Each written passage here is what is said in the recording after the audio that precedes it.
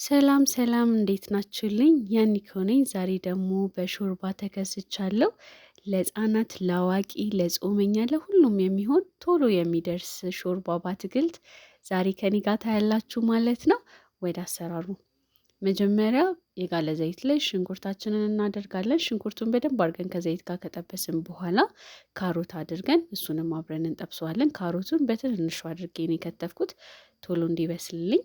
ከዛ ዝንጅብል፣ የተፈጨ ዝንጅብል አደረኩበት። ይህም ጥሩ የሆነ ቃና ያመጣልናል።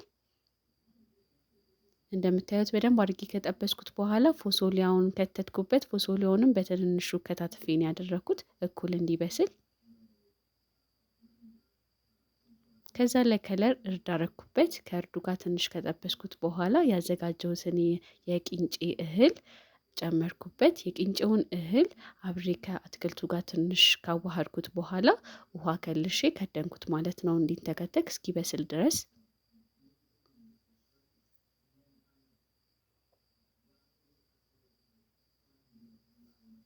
ከዛ ትንሽ ሲንተከተክልኝ ቅመም ጨመርኩበት። ኮረሪማና ቀረፋን የጨመርኩበት።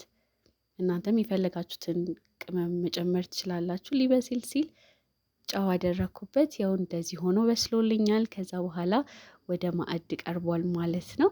እዩት እንዴት እንደሚያምር። ሁላችሁም ሞክሩት። ደስ ካላችሁ ስለምታበረታቱኝ በጣም አድርጌ አመሰግናለሁ።